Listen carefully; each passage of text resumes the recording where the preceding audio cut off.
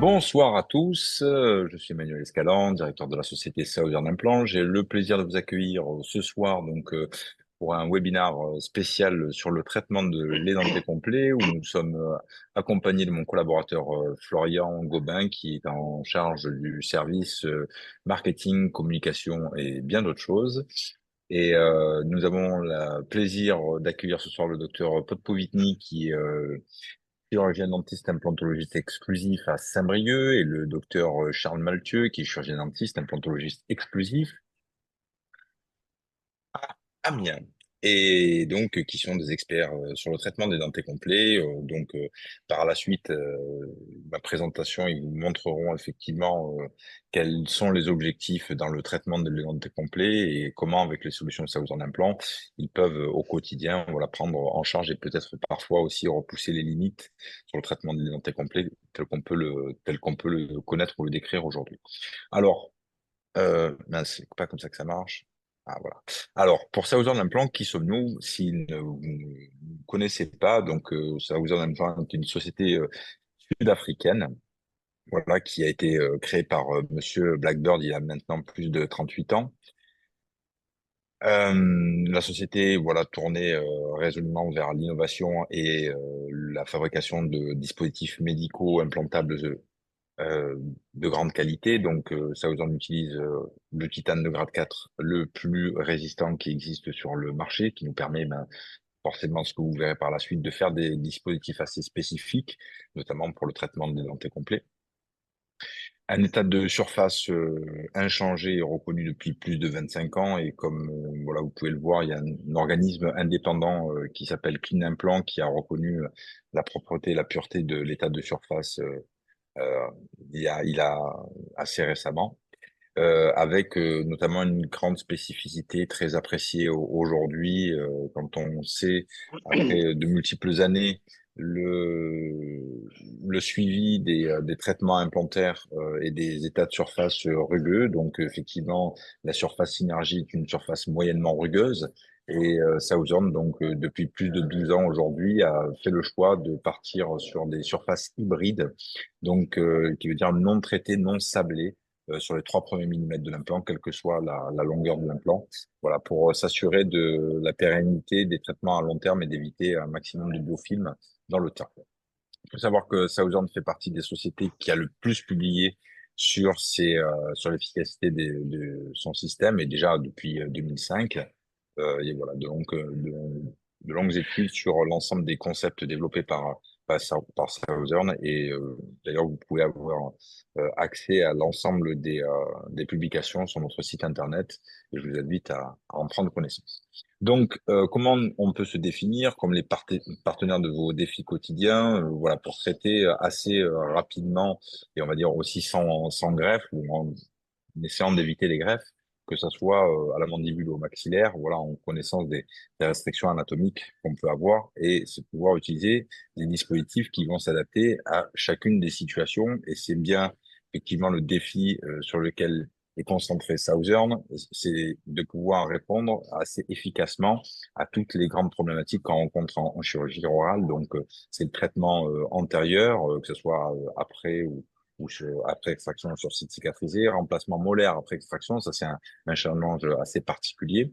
La réhabilitation de l'arcade complète, donc ça c'est un des sujets de ce soir. La reconstruction crânio-faciale, ça sera le sujet d'une prochaine formation, d'un prochain webinar. Donc ça c'est pour les atrophies complexes avancées. Et comme je viens d'en parler, la gestion du risque de périimplantite, donc c'est dans la connaissance des biomatériaux, et bien évidemment toutes ces solutions s'intègrent dans des solutions numériques. Donc, comme vous pouvez le voir, ce sont des formes d'implants assez particulières, mais quand on les maîtrise, ça permet voilà, de rendre des services aux patients assez rapidement. Donc voilà, le sujet de ce soir, c'est le traitement des dentés complets. Comme vous l'avez pu le comprendre avec différents dispositifs, ça va nous permettre de donner des solutions, quelles que soient les contraintes anatomiques. Donc, comme vous pouvez le voir, on peut utiliser différents types Oh, pardon, je suis peut-être allé un petit peu vite.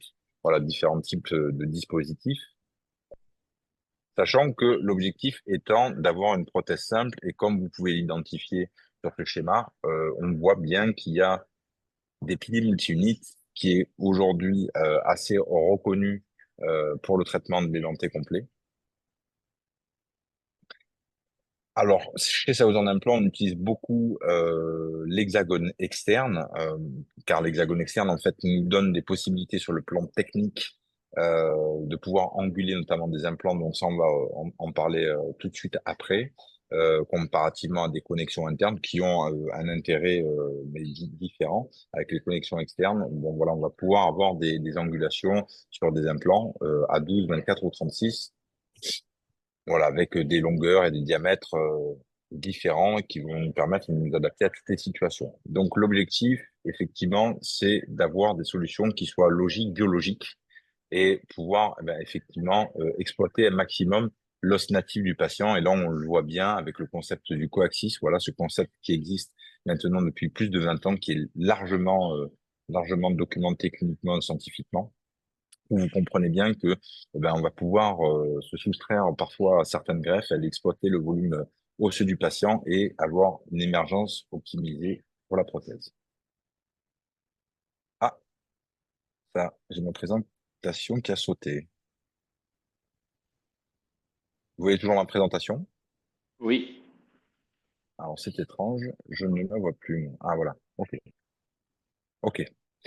Donc comme je vous le disais, donc alors le coaxis n'est pas un implant, c'est un concept. Donc le concept de rattrapage d'axe sous-crestal qui existe pour des connexions internes coniques, hexagonales, type tissue level et forcément hexagone externe. L'hexagone externe, du fait d'avoir une vis de prothèse un petit peu plus haut, nous permet d'avoir davantage d'angulation, donc qui nous permet d'avoir du 24 et du 36 degrés, voilà, pour aller exploiter des zones anatomiques plus importantes. Donc, dans les concepts biologiques, puisqu'on l'a montré sur le schéma aussi, voilà, là, c'est une illustration du docteur Benat aussi qui est formateur chez nous. Euh, voilà, d'un implant max, voilà, qui va pouvoir s'adapter effectivement sur les réhabilitations molaires après extraction et qui permet, comme nous disions, d'avoir un système assez biologique et de pouvoir faire une intervention sans greffe rapidement. Voilà, donc le max se présente sous différents diamètres, donc de 6 à 9 et des longueurs de 7 à 11 pour pouvoir exploiter toutes les situations. Donc peut-être que ce soir, alors, je ne sais pas, puisque je ne connais pas le contenu de la présentation de nos conférenciers, mais certainement qu'on va avoir quand même des implants peut-être Nasalus ou des implants donc avec une correction d'axe à 24 degrés ou parfois 36 degrés si on veut aller exploiter les zones ptérygoïdiennes.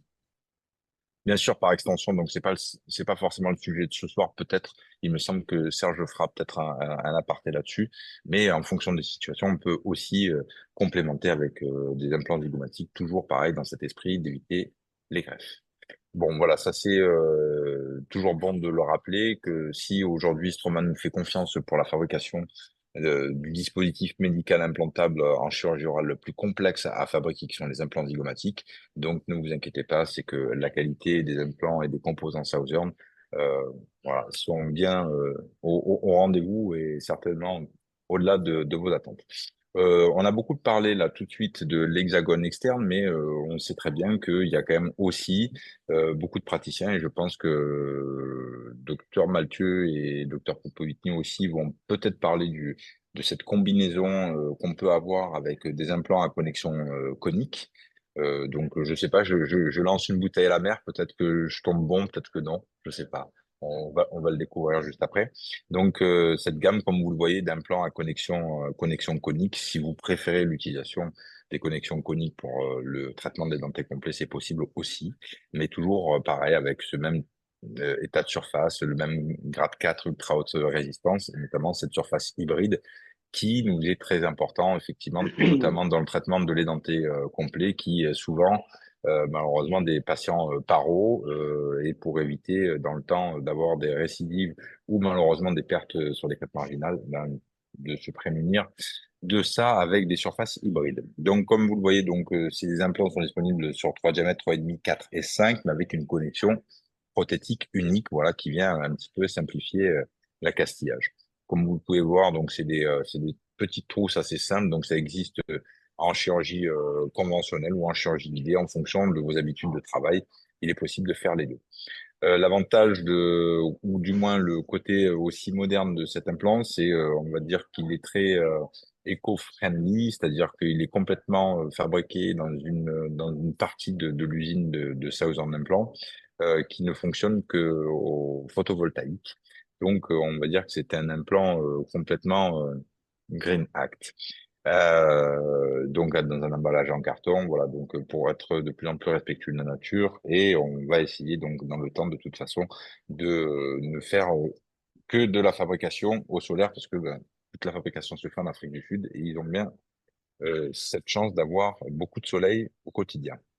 Donc, bien sûr, dans cette gamme du SP1, donc, vous retrouverez tout l'ensemble des composants que vous pouvez retrouver chez Southern, que ce soit des piliers multi-units, des composants pour les prothèses amovibles ou même des composants assez modernes, des T-bases à rattrapage d'axe, mais comme vous le voyez, donc assez modernes dans le sens où ça, c'est un concept qui a été aussi développé par Southern récemment, des T-bases mais longs avec des cheminées qui font 8 mm. Donc vous comprenez donc l'intérêt pour avoir un support sur le plan coronaire qui soit plus appréciable et qui est adaptable effectivement par le prothésiste en fonction du type de restauration qu'il va engager. Juste un petit mot sur nos services.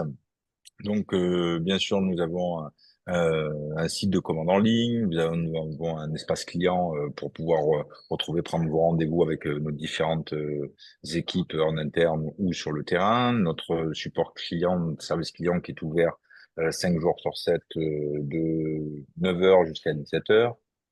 Bien sûr, pour ceux qui ne connaissent pas encore bien le système et qui veulent un petit peu mieux appréhender, on a un guide de sélection prothétique qui est en train d'évoluer aussi avec les protocoles chirurgicaux, mais qui vous permet de sélectionner les bonnes pièces en fonction de la connexion que vous allez utiliser, afin de ne pas vous perdre dans les catalogues. On a une chaîne YouTube si vous voulez revoir voilà certains webinaires sur certains concepts qu'on a pu développer comme le coaxis, le max ou certains types de connexions. Vous voulez en savoir davantage. Voilà une chaîne YouTube sur Southern Implant France, Southern Implant France. Voilà, vous allez retrouver l'ensemble des webinaires qui sont très didactiques à l'image de ce qui va être vu ce soir qui est un contenu toujours de formation intéressant. Dans la suite de cette proposition de formation, nous avons la possibilité de vous proposer aussi avec la SI Academy tout un parcours en fait de formation sur la chirurgie avancée. Donc, comme on l'a pu voir sur les différents concepts. Alors là, ce soir, on va parler de l'édenté complet, mais on a eu au préalable, il y a une quinzaine de jours, 3 semaines, une formation sur le traitement des atrophies postérieures. Voilà, donc il y a tout un programme. Alors bientôt, ça sera donc le docteur Potpouitny et le docteur Malthieu qui vont réaliser cette formation le 13 juin dans nos locaux à Pertuis, qui se trouvent à côté d'Aix-en-Provence. Donc sur une journée où ils vous feront part de toute leur expérience avec forcément des travaux pratiques et voilà toute une journée dédiée au traitement de l'édenté complet. Donc voilà, si votre agenda est encore disponible, il est temps de s'y inscrire. Nous n'avons que 12 places parce que voilà, on réserve nos salles de conférences ou de TP que pour 12 personnes pour que on garde cette interactivité et ce côté chaleureux des formations. Donc voilà, si c'est pas encore booké, n'hésitez pas. Le 13 juin, il nous reste peut-être encore quelques places. Donc allez-y, là, ici, vous voyez le programme et ça, vous pouvez aussi le retrouver sur le site de la SI Academy. Donc Florian, rappelle-moi, le site c'est siacademy.fr. siacademy.fr, exactement. Ok, parfait. Donc voilà, si vous voulez, vous pouvez déjà scanner le QR code pour vous retrouver directement sur la page. Merci pour votre écoute et je vais laisser la parole au docteur Charles Malthieu, voilà, maintenant qui est un très grand habitué de nos formations, de nos webinars. Donc on va lui laisser l'honneur et le privilège de, oh, j'aurais pas dû, c'est ça que tu es en train de te dire, de Euh, démarrer. je ne dis rien du tout, moi, tu sais, je... Donc Charles, ben, je te laisse démarrer cette session. Alors, pour petit rappel, si vous avez des questions, alors je vais arrêter le partage déjà. Si vous avez des questions, voilà, N'hésitez pas de d'écrire dans l'onglet Q et R. Ah, d'ailleurs, je vois que Laurine m'a dit qu'on ne voyait pas ma présentation. Alors, Oui, parce qu'en fait, Charles l'a partagé en même temps, il y a eu un petit bug. Ça, c'est Ah, d'accord, il toujours voulait les me mêmes. monter dessus. D'accord, ok, je C'est comprends bien. toujours les mêmes, ça accuse les autres. Ok. Donc voilà, vous avez donc dans l'onglet Q&R pour poser vos questions. Et donc là, pendant la conférence de Charles, c'est Serge qui prendra vos questions pour interagir avec Charles et vice-versa. Donc n'hésitez pas. Toute question est la bienvenue pour bien comprendre effectivement la proposition qui sera faite par nos conférenciers, pardon, pour la prise en charge du traitement de l'identité complète. Voilà. Merci beaucoup, Charles. Je te laisse la parole et le plaisir de partager ta présentation. Ça marche. Tout le monde voit bien l'écran. Alors, on te voit toi, mais pas encore ton écran. Ah voilà, donc ça marche pas, c'est bien ce que je dis. Donc il faut que je fasse un partage, mais tout à l'heure ça a planté. Hop. Et donc du coup, il faut faire ça, partager. Et là, ça doit. Voilà, là, c'est nickel. Et là, on est en plein écran. Non, il faut appuyer sur lire. En plein écran. Là, ça marche. Là, on y est. Parfait. Ah, c'est con parce que si Wonderful. tu avais réussi à faire ça avant, Manu, les autres auraient vu ta présentation. Ah, d'accord.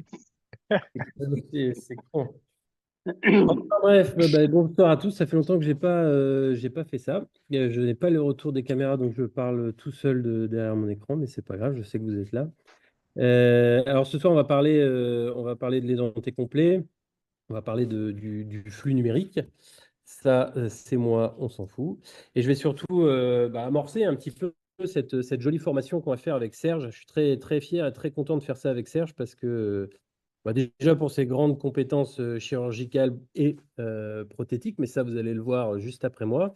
Et puis, je crois que par rapport à notre philosophie de travail, il me semble que les deux approches réunies avec le numérique et la manière d'aborder les chirurgies, je crois qu'on ratisse quand même pas mal tout ce qu'il est possible de faire et surtout comment on met bout à bout les éléments pour réussir à bien nos traitements. Alors, j'aime bien toujours raconter des histoires, hein, vous savez, donc je suis parti sur la thématique de Bref, parce que ça m'a rappelé des souvenirs, cette superbe saison 2 qui est sur Disney Channel, pour ceux qui sont intéressés. Alors le but, c'est quoi? C'est de traiter les dentés complets. Bedrosian nous avait fait une superbe catégorie hein, qui est zonée. Et en fonction des zones, eh bien, en fonction de la quantité d'os sur les zones, on va pouvoir exploiter pour réaliser des arcades complexes avec un certain nombre d'implants. Nous, on va s'intéresser essentiellement au protocole sans greffe. Donc, on ne va pas aller chercher à montrer des cas où on greffe les sinus, quoique je vous montrerai une petite subtilité tout à l'heure. Mais voilà, on va essayer d'utiliser ce qu'il y a et la littérature est plutôt favorable hein, sur la disposition des implants, sur ce qu'est le Holland 4, le Holland 6, sur le fait de tilter des implants, c'est-à-dire de les incliner pour éviter les secteurs anatomiques. Là, j'ai mis un maxillaire, mais on a le même raisonnement sur la mandibule. Et donc, finalement, ce sont des traitements qui, avec le temps et avec l'expérience, sont plutôt positifs. Alors, le but, c'est quoi? Le but, c'est ça. C'est de créer un flux de travail. Alors, en l'occurrence, aujourd'hui, ce flux, il est numérique. Pour ma part, il est aujourd'hui 100% numérique. Je ne dirais pas sans déboire, mais en tout cas, il est 100% numérique. C'est-à-dire qu'on va sélectionner un certain nombre d'éléments, on va réaliser notre chirurgie, on va réaliser une mise en charge immédiate avec un provisoire, on va laisser cicatriser et ensuite on retournera sur le cas pour faire des empreintes définitives après une très belle cicatrisation et des très belles muqueuses. Et on va réaliser un bridge d'usage qui sera transvissé et qui va permettre aux patients de pouvoir sourire, manger et retrouver une qualité de vie, parce que ce sont des patients qui viennent pour rechercher de la qualité de vie, ce n'est pas que quelque chose d'esthétique, c'est souvent des gens qui sont dans une grande détresse, que ce soit des gens déjà édentés ou des gens qui sont au bord de l'édentation. Donc on est vraiment dans une situation de handicap majeur, aussi bien social que personnel et fonctionnel. Et donc, comment on va arriver à réaliser ce flux? C'est ce qu'on va vous montrer finalement avec Serge dans la formation du 13 juin à Pertuis. Alors Pertuis, c'est un endroit au sud où ils nous promettent qu'il va faire beau. Moi, ça n'a pas toujours été terrible, mais vous pouvez voir là, sur les vidéos que c'est chez Serge, il fait très beau et chez moi aussi. Après, vous verrez bien quel temps il fera à Pertuis.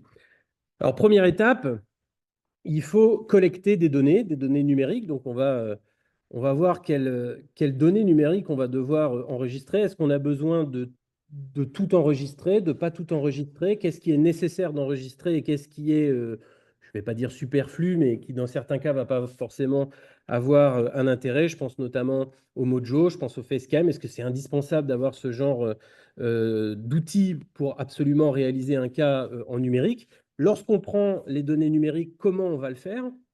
Ensuite vient un sujet hyper important, c'est celui du laboratoire. Quel laboratoire on va choisir? Quel type de travail va réaliser le laboratoire? Quelles mains on va avoir aussi sur ce travail?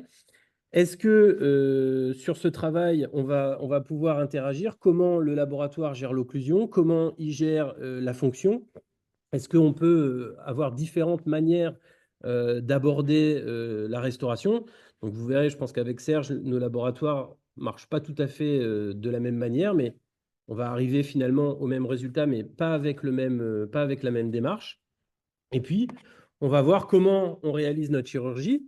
Alors, quels outils on va utiliser? Moi, c'est pour ça que j'ai choisi Southern Implant, vous le savez, parce qu'il y a tout un tas d'outils qui m'intéressent et qui me permettent à chaque fois de rebondir et de réaliser des cas sans greffe, parce que je vais utiliser différents implants, même si j'ai beaucoup standardisé aujourd'hui, mais des connectiques, les piliers multinites. Et puis à ce moment-là, est-ce que je vais faire une chirurgie à main levée? Est-ce que je vais faire une chirurgie guidée? Est-ce que je vais faire une chirurgie naviguée? Est-ce que je peux, dans mon flux numérique, changer d'avis? Est-ce que je peux intégrer ces différentes possibilités dans mon flux numérique de manière simple ou pas? C'est des questions que souvent on me pose aussi sur les réseaux et c'est pour ça que je suis très content de faire cette formation parce qu'avec Serge, je vais pouvoir apporter des réponses aux praticiens que moi, je n'ai pas puisque je fais très peu voire pas du tout de chirurgie guidée. On verra aussi quelle connectique on va pouvoir utiliser aussi bien sur les implants que sur la partie qui va connecter le bridge. Est-ce qu'on va utiliser des implants bone level avec des multinites? Est-ce qu'on va utiliser des tissus level? Est-ce qu'on va mettre de la céramique qui va directement être sur les piliers multinites? Est-ce qu'on va utiliser des T-bases? Tout ça, c'est des questions qu'on est en droit de se poser. On abordera aussi ce sujet extrêmement délicat des empreintes. Est-ce qu'on utilise des scanners intraoraux? Est-ce qu'on utilise la photogrammétrie? Est-ce qu'il faut utiliser les deux? Quel matériel marche le mieux? Parce qu'aujourd'hui, je pense qu'on a pas mal de recul, Serge et moi, sur les différentes manières. Comment on les utilise? Qu'est-ce qu'on peut utiliser comme chemin de scannage? Tout ça, c'est des questions qui ne sont pas si simples à résoudre. Et puis, sur le provisoire, arrivé au stade du provisoire, eh bien, encore une fois, on va pouvoir élargir le champ de possibilités. Est-ce qu'on va faire notre provisoire avant de réaliser notre chirurgie? Est-ce qu'on va le faire après? Est-ce qu'on va utiliser de l'impression 3D? Est-ce qu'on va utiliser de l'usinage?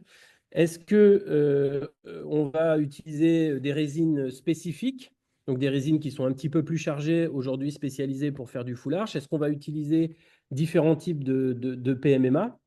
Ça aussi, c'est des questions qui sont très intéressantes. Et enfin, forcément, la cerise sur le gâteau, c'est la partie définitive. Comment on aborde la partie définitive? Comment on gère la passivité? Gros sujet complexe.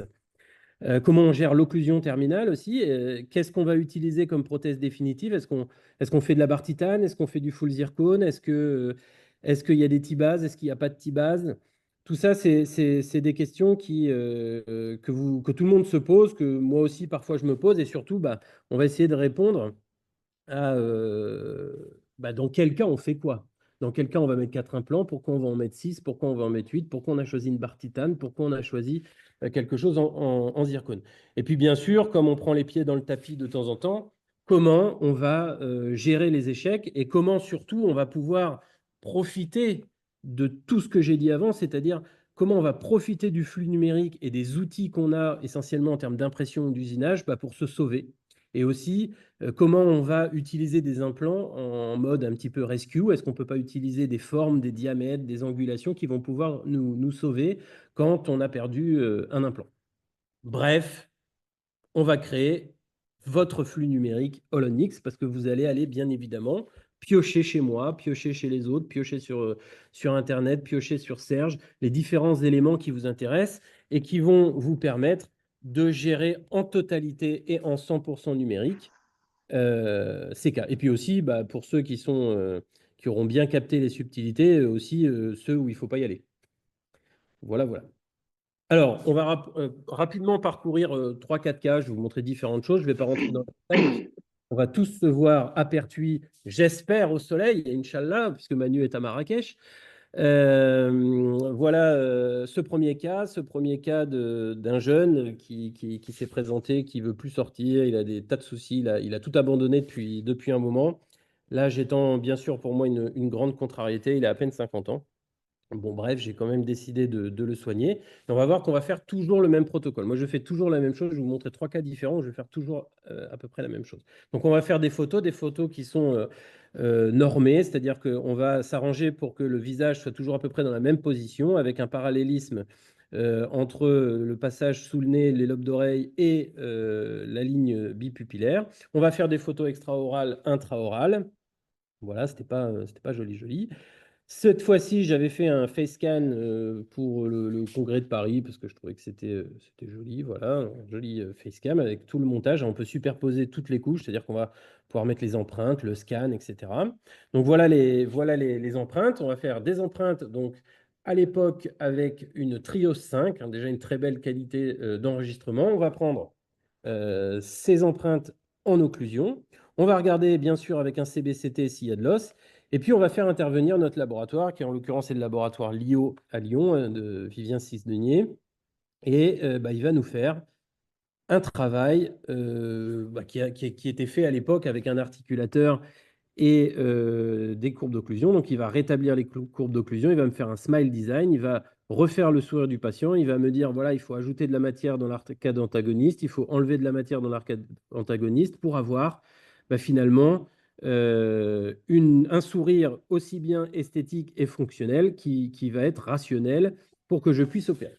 Moi, je n'intègre pas ici de chirurgie guidée, je n'intègre pas de guide et donc forcément, je n'intègre pas de prothèses provisoires en amont de ma chirurgie. Je vais utiliser ces petites coupes qui vont me permettre d'avoir ma prothèse et de voir où est-ce que je vais devoir sortir dans les couloirs prothétiques. Parfois, je fais faire un duplicata de tout ça, comme on faisait finalement à l'ancienne, un duplicata transparent qui n'a pas les faces occlusales, que je peux positionner avec un faux palais pour regarder si mes puits de sortie sont correctement positionnés. Donc, je vais regarder coupe par coupe. C'est un peu à l'ancienne, c'est mon choix. Mais rien ne m'empêche à ce niveau-là d'intégrer de la chirurgie guidée ou de la chirurgie naviguée, par exemple. Je décide de faire un All-on-4 parce que c'est pas Jojo sur les secteurs postérieurs. En plus, il y a eu une communication qui n'a pas été comblée sur le sinus gauche. Donc, je vais surtout pas y aller.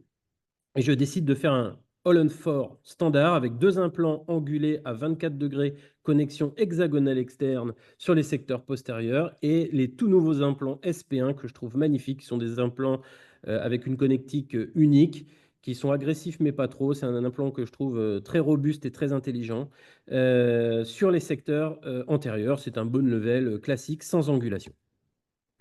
Petite chirurgie très rapide pour vous montrer, ce n'est pas le but, hein. Donc, les implants, on les pose toujours avec un abord plutôt palatin.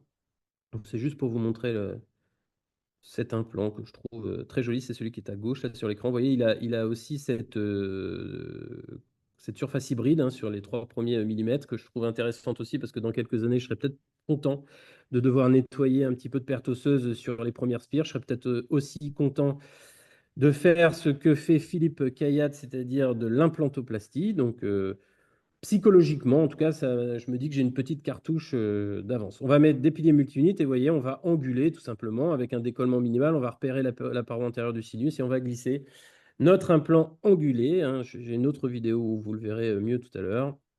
Voilà, et comme je n'ai pas fait de chirurgie guidée, que je n'ai pas de provisoire et que mes implants ne sont pas nécessairement positionnés là où c'était écrit d'avance. Alors pourquoi? Pour la petite histoire, hein, bon, je vais déjà raconté, mais Voilà, j'aime bien être libre, j'aime bien sentir, j'aime bien changer d'avis, j'aime bien. Je suis plus à l'aise pour le moment avec la chirurgie à main levée, même si je suis très attiré par la chirurgie guidée, en tout cas pour certains cas, mais dans beaucoup de cas encore aujourd'hui, j'aime bien être à main levée. Je pense que ce n'est pas l'avenir, hein, très clairement, et Serge va vous le prouver. Mais voilà, ça reste quelque chose de tout à fait possible, hein, et je vous le montre. Donc, une fois que ma chirurgie est faite, je vais réaliser une empreinte opératoire enfin même post-opératoire, et je vais utiliser la photogrammétrie. Donc, je vais mettre des scan body de photogrammétrie qui sont plus courts et plus larges, donc ils sont intéressants pour le chemin de scannage. Et je vais d'abord faire une empreinte avec ma caméra pour avoir le palais, parce que le laboratoire va devoir matcher les empreintes pour reprendre le projet prothétique qui était fait initialement. Nous, avec le laboratoire, on repart toujours de l'initial. Donc, il faut s'assurer que l'initial soit bon.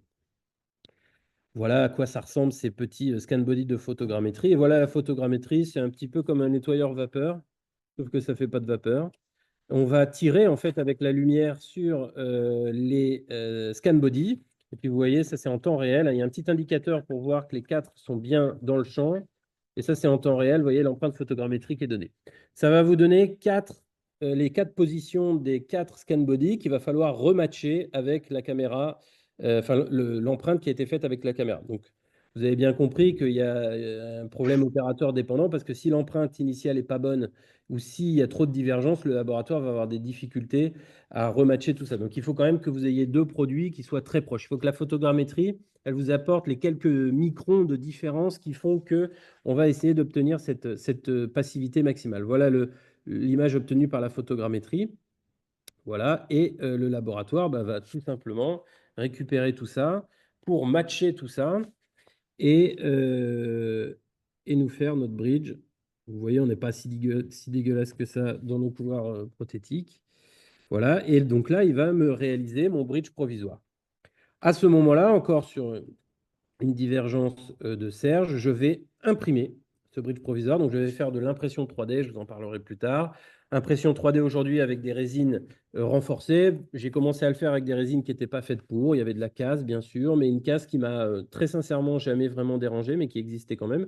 Aujourd'hui, on a un nombre de casses très limité. J'ai beaucoup de questions. Il y en a où il y a de la casse. Alors, c'est tout un ensemble de choses pour lesquelles je suis en train de vraiment réfléchir, aussi bien sur le matériel utilisé. Je pense qu'il y a, il y a des petits cumuls d'erreurs parfois qui peuvent créer de gros problèmes.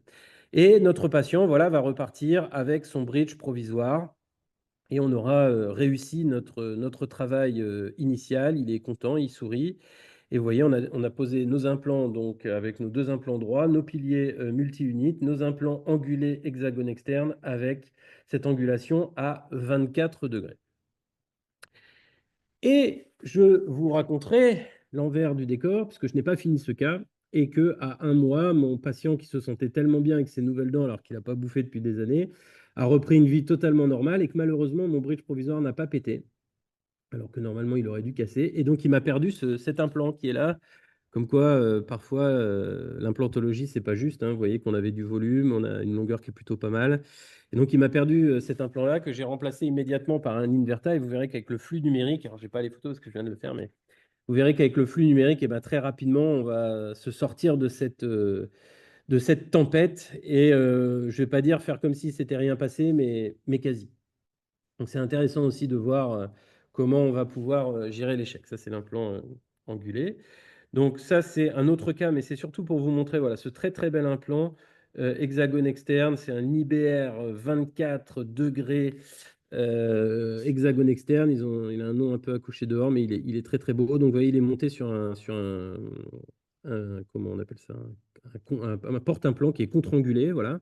Et on va pouvoir aller positionner notre implant en bord de crête, hein, ce qui fait que quand vous mettez un implant droit, bah forcément, c'est soit il y a une partie de l'implant qui est à l'extérieur, soit il y a une partie de l'implant qui est trop à l'intérieur de l'os. Là, vous allez pouvoir poser votre implant à champ et vous allez surtout pouvoir, en positionnant le tournevis, avoir l'axe de sortie. Alors, comment on fait pour être dans les couloirs prothétiques? On fait comme on faisait avant, c'est-à-dire qu'on fait fermer le patient ou on met sa petite maquette et puis on regarde d'être bien dans le couloir. Ce n'est pas aussi précis, bien sûr, que de la chirurgie guidée.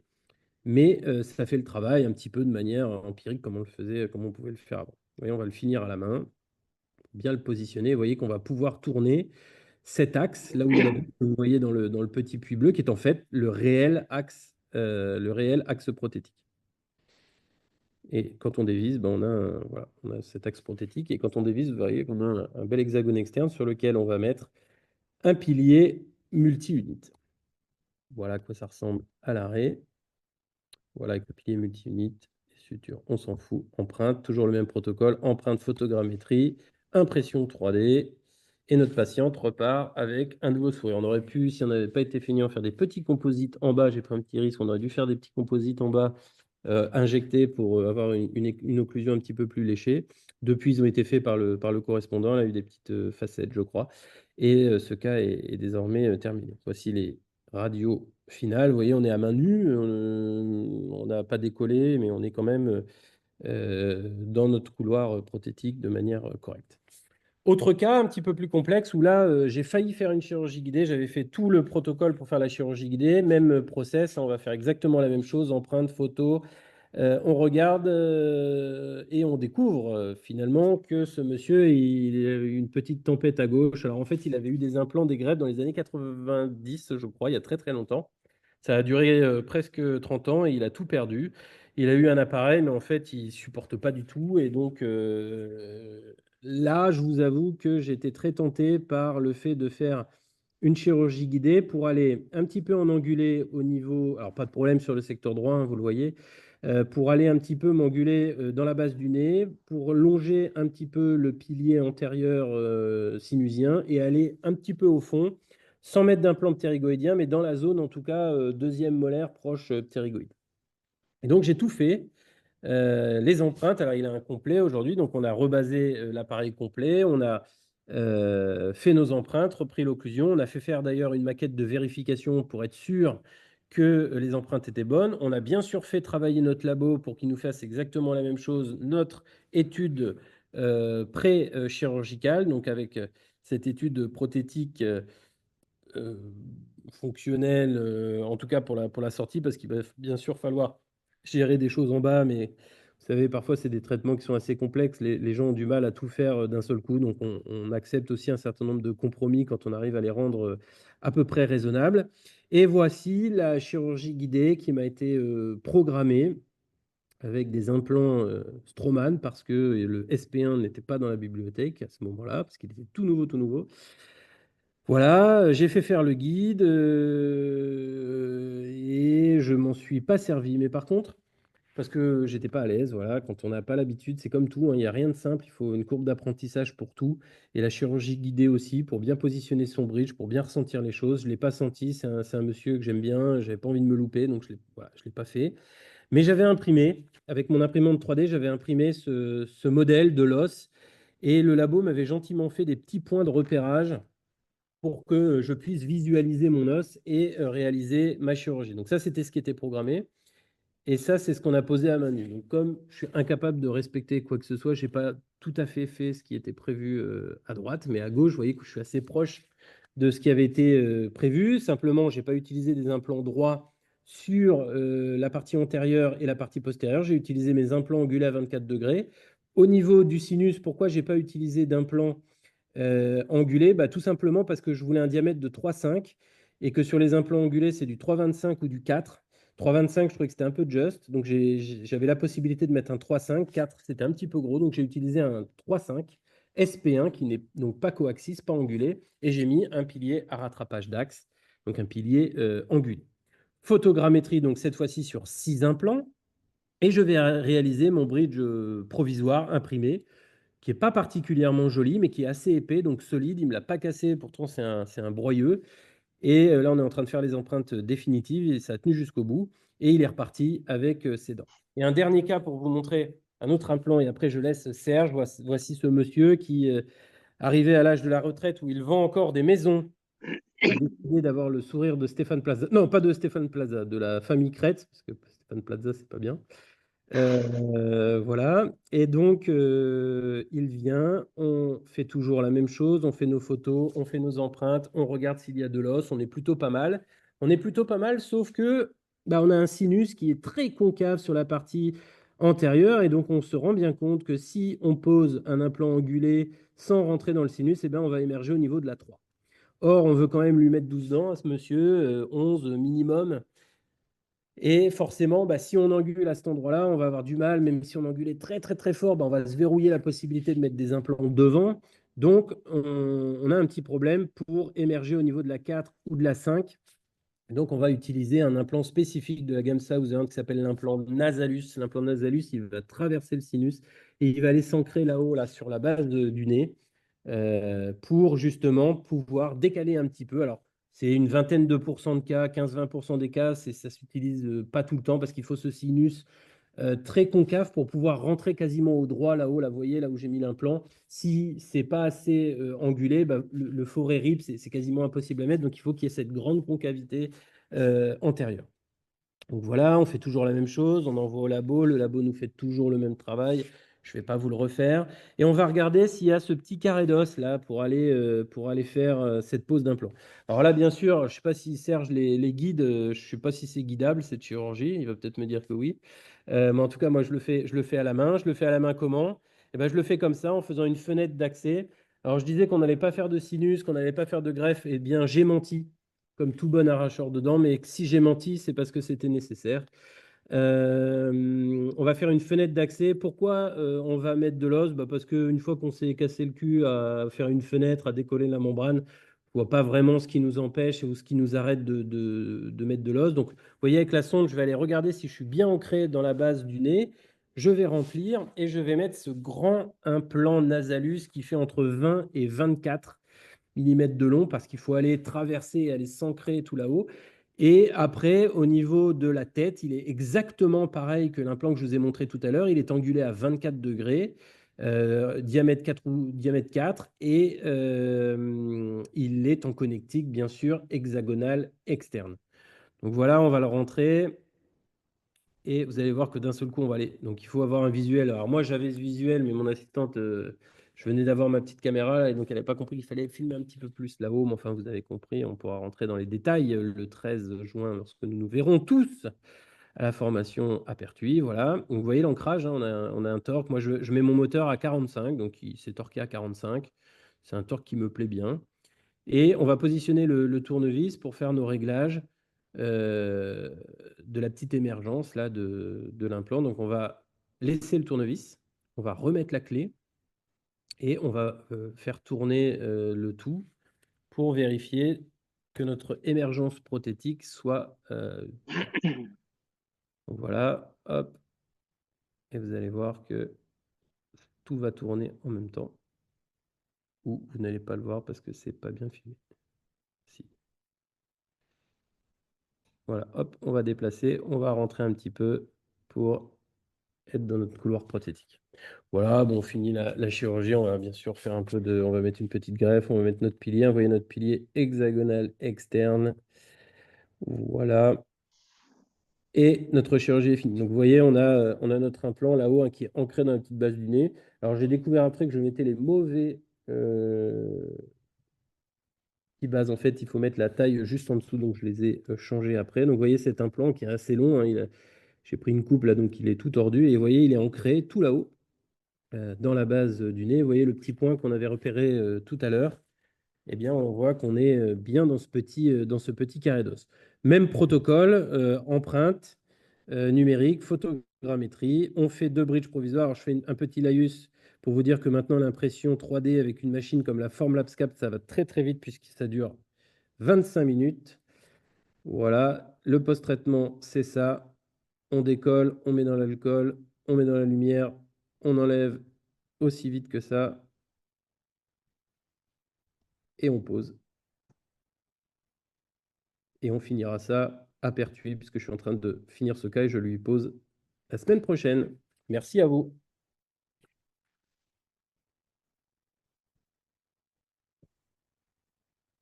Il n'y a plus de son, plus d'image. Merci Si, beaucoup, Charles. si.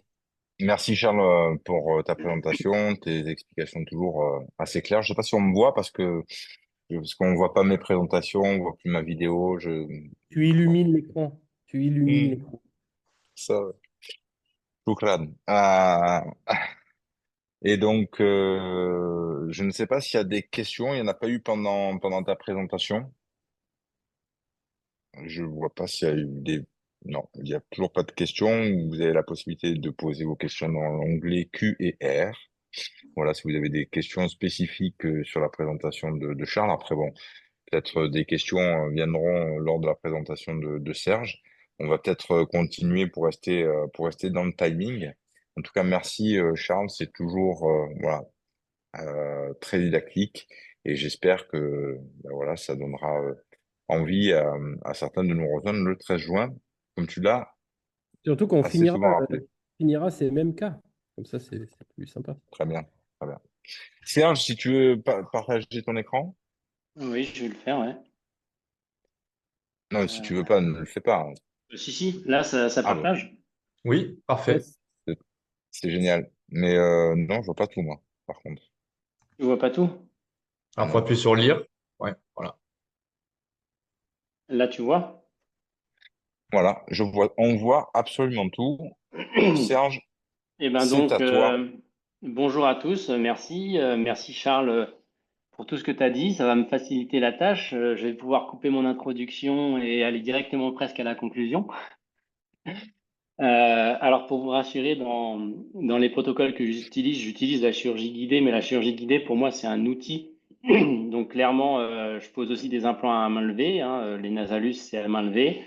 Et puis, dans la chirurgie pilotée, finalement, tu passes un forêt pilote et tu reprends la main. J'ai une expérience aussi en chirurgie full guidée, mais c'est pas non plus la solution qui me correspondait le mieux.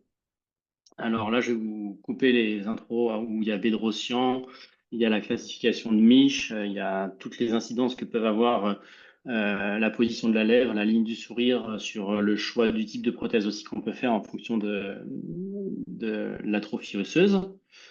On a des banalités sur le clone digital, l'avatar que tu as très très bien montré avec ton Ray Scan. Moi, j'ai pas ça, donc j'insiste sur le fait qu'il faut que les photos elles soient hyper reproductibles, hyper normées pour que le prothésiste, lui, puisse faire un vrai smile design qui soit canon.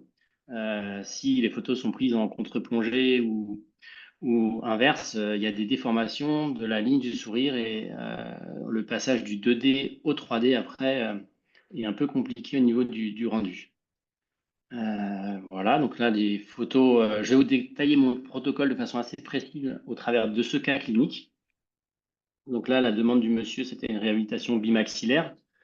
Sachant qu'on lui a posé 6 implants à la mandibule, mais qu'on n'a pas pu lui poser d'implants pour le moment au maxillaire. Il y a eu des kystes, il y a eu des résections apicales, il y a eu des mauvaises cicatrisations. Bref, en haut, pour l'instant, c'est la guerre. Et on a fait donc un bimax en faisant un complet euh, immédiat, amovible, en haut, et une mise en charge en bas, sur 6 implants. Voilà, les clichés intrabucaux. Le coin beam du monsieur, donc là sur les coupes que vous voyez qu'il y a des incisives centrales qui flottent, qui sont plus dans l'os, qui sont tenues par le bridge. Et en fait, il a encore les séquelles d'un gros kyste qui n'a pas du tout bien cicatrisé. Qui cicatrisera probablement jamais. Moi, j'ai tout enlevé, tout cureté. On a passé ce cas après pour le smile design. Ça, c'est le smile design que je vais vous montrer. Donc, c'est le travail du protéisme. Je travaille avec le laboratoire La Ferté à Saint-Brieuc. C'est mon prothésiste depuis 15 ans maintenant. Au niveau du smile design, donc c'est l'intégration des photos. Il va vider les dents, il va recréer toutes les lignes de référence bipupillaires, milieu, intégrer des dents et un sourire dans la bouche. Et puis, à partir de ça, on va pouvoir planifier la position des implants. Donc, avant ça, il y a le traitement des données d'imagerie, donc l'intégration dans les logiciels de planification. Moi, je travaille avec Codiagnostic.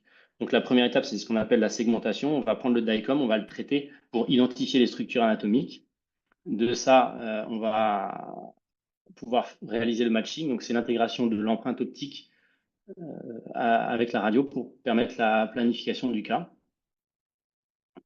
Il y a aussi des segmentations qui se font de façon automatique avec l'IA maintenant. On peut travailler. Moi, j'ai dû planifier un guide de résection osseuse sur ce cas-là.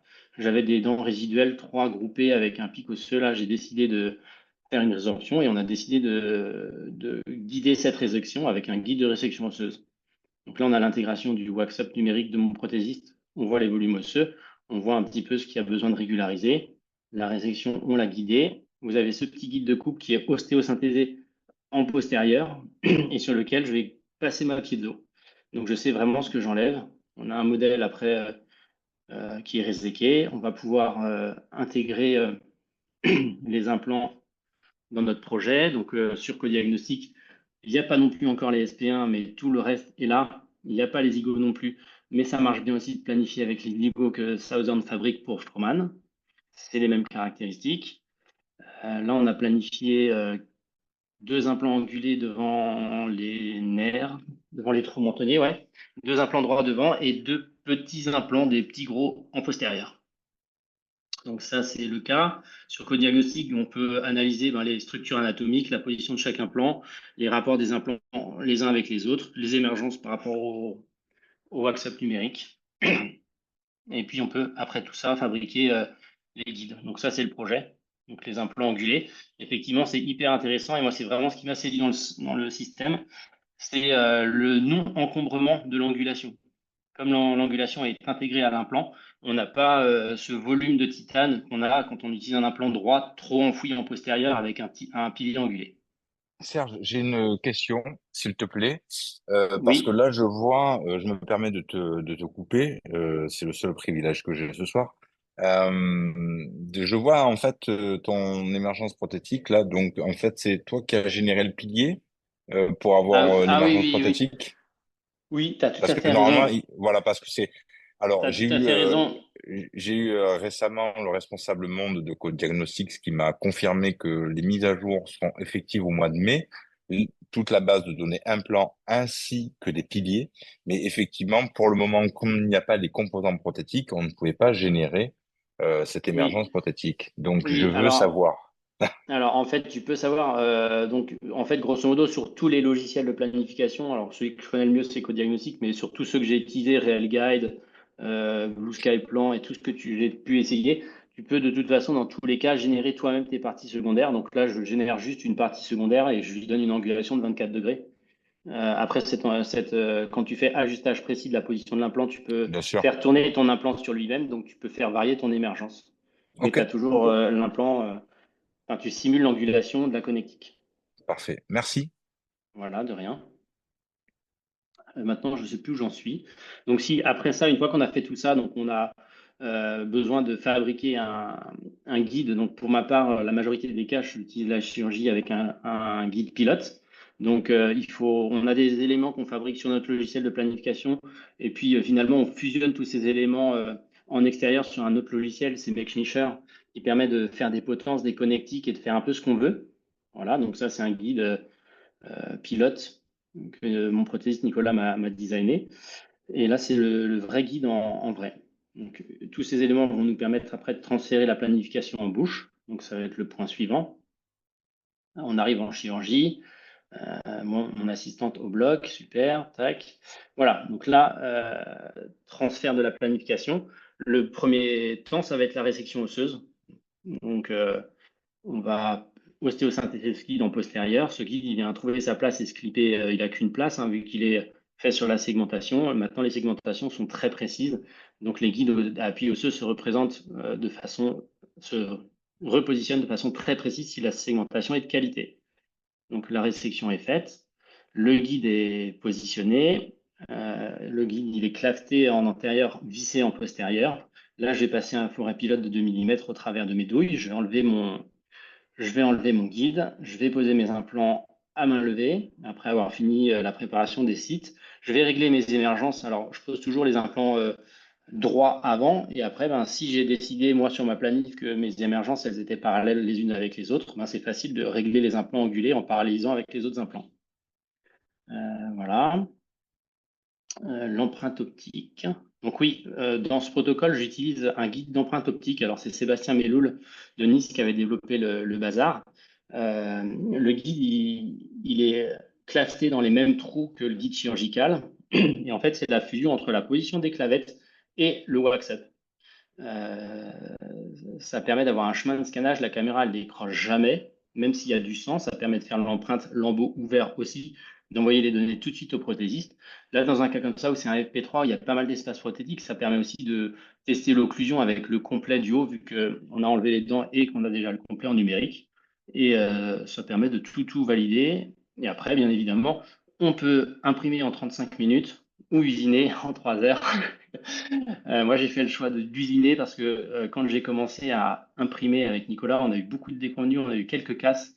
Et j'ai fait ce choix. Alors, probablement que les résines maintenant sont beaucoup plus performantes et qu'il faudrait peut-être tester ça. La caméra que j'utilise actuellement, c'est une caméra itéro. Elle est assez bluffante en termes de résultats. Ça, c'est le genre d'image que vous avez. Alors, c'est pas l'image du cas que j'ai traité, mais c'est une image que j'ai traitée assez récemment. Et enfin, c'est incroyable en fait. Et ça permet vraiment un matching et une intégration après dans Exocad pour que le prothésiste puisse tout faire super bien. Là, je vous ai mis une petite vidéo où on voit justement l'occlusion sur le complet et comment le patient en opératoire il peut tester la fonction. Donc, on voit qu'il est bien et que ça tombe bien. On repasse au labo pour tout ce qui est design de la prothèse. Alors là, je vous ai mis vite fait sur Exocad le design du complet qui a été complètement fait en numérique. Alors, usiné également. Et puis, on a du coup un disque de PMMA rose, un disque de PMMA blanc. Ça a été fabriqué au labo.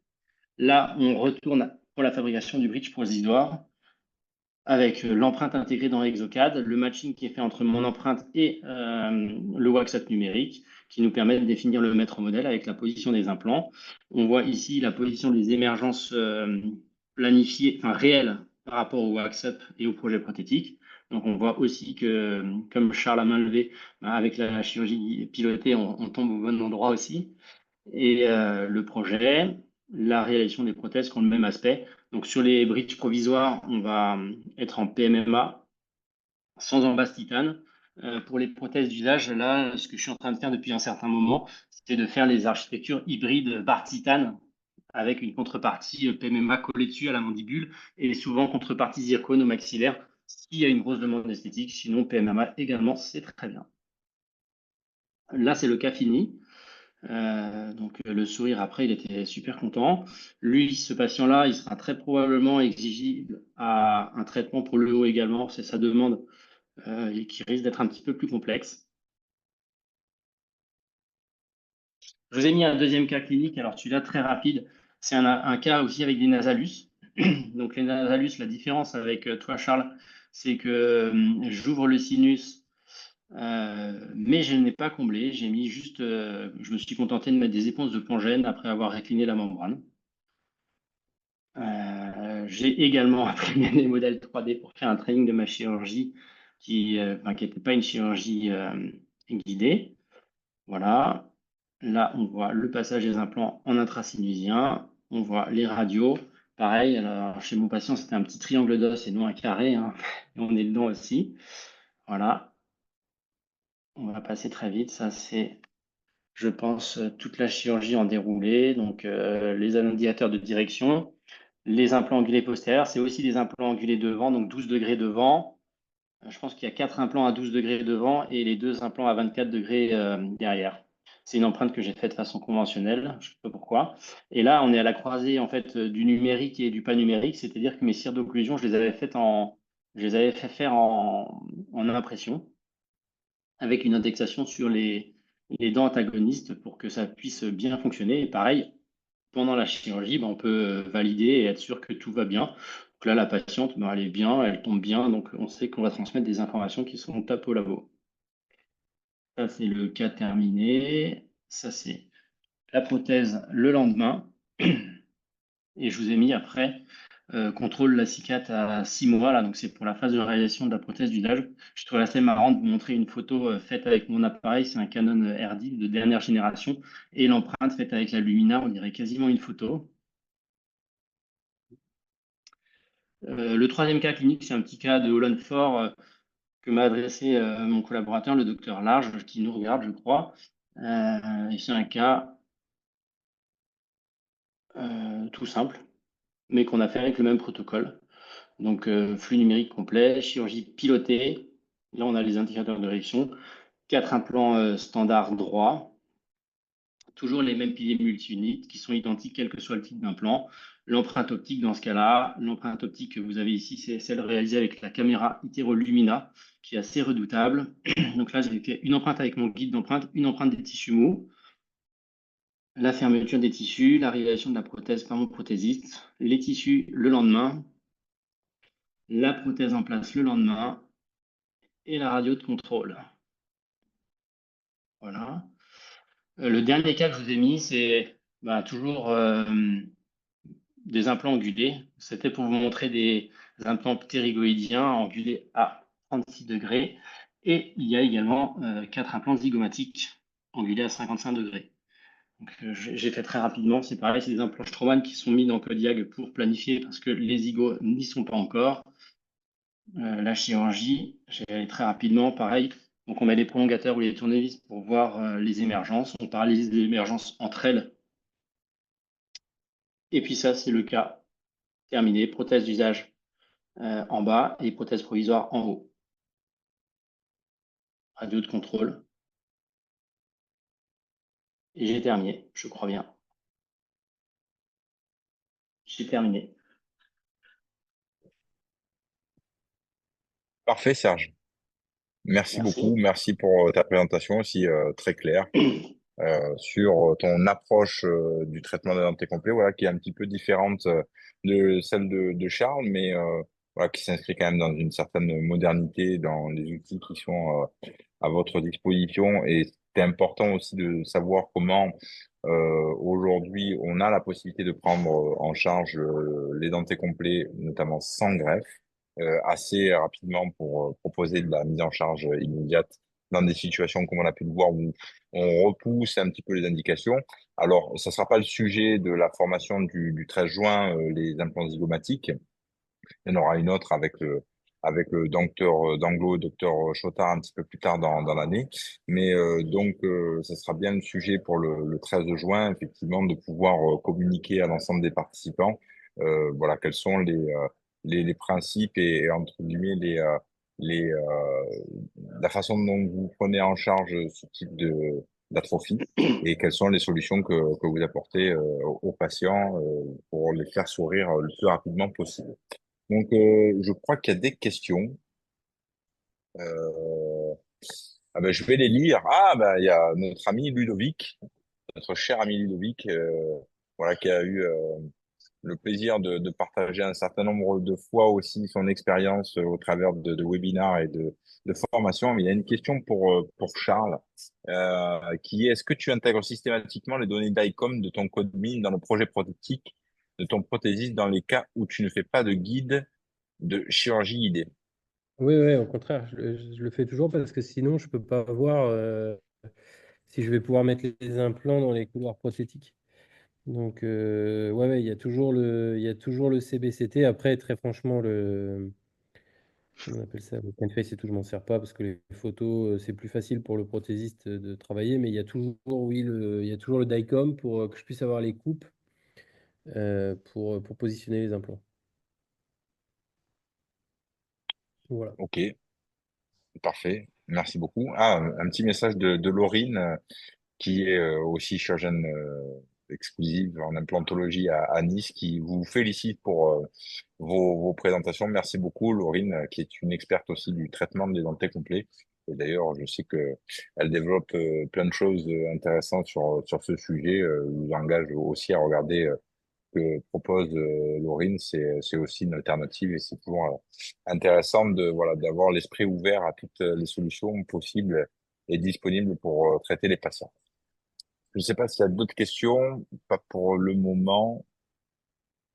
Bon, c'est que ça a dû être très clair. Donc, alors peut-être qu'on va avoir la chance de voir beaucoup de personnes le 13 juin et qu'on sera même obligé de refaire une session tellement, voilà, vous avez réussi à peut-être donner envie d'aborder ce sujet de façon différente et aussi pertinente que vous n'avez pu nous le montrer. Je crois qu'il n'y a pas d'autres questions pour le moment qui arrivent, à moins que j'envoie par ailleurs. Non, je ne crois pas. Eh bien, c'est OK. Bon, mais parfait. On est dans le timing. On s'était dit 1 heure pour l'ensemble des présentations. Donc, je vais remercier le docteur Maltieu et le docteur Podpovitny pour leur travail et toujours leur implication dans la qualité de leur iconographie. Ça prend toujours aussi beaucoup de temps, ça, en chirurgie, de pouvoir prendre voilà, ce temps pour transmettre par la suite, on va dire, des guides de bonne pratique pour la prise en charge des patients. Donc, merci à tous les deux. Merci aussi à mon équipe pour leur travail sur la présentation, que malheureusement, on n'a pas forcément tout vu, mais que vous pourrez vous revoir si vous le souhaitez dans le replay qui va être publié d'ici la fin de semaine, je pense, si mon équipe arrive à faire ça. D'ici demain. Voilà. Ah, d'ici demain. Ben, parfait. Merci Florian. Je voulais pas m'engager non plus sur le délai pour pas, voilà, pour m'assurer que vous ayez eu le temps de faire ça correctement. Et donc, on a aussi un remerciement de Soledad Campos, voilà, qui est prothésiste, me semble-t-il, de mémoire à Marseille. Voilà. Et qui vous remercie pour le partage très clair de vos informations. Voilà. Donc, ben, si c'est bien, on a pu apporter un petit peu de lumière à ce sujet du traitement des dentés complets en version, on va l'appeler 4.0, avec voilà, des implants un peu spécifiques et beaucoup de numérique. Donc, chacun l'utilisant de différentes façons. Ben, c'était bien l'objectif de cette soirée. Donc, je vous remercie à tous pour votre disponibilité, pardon, et votre participation.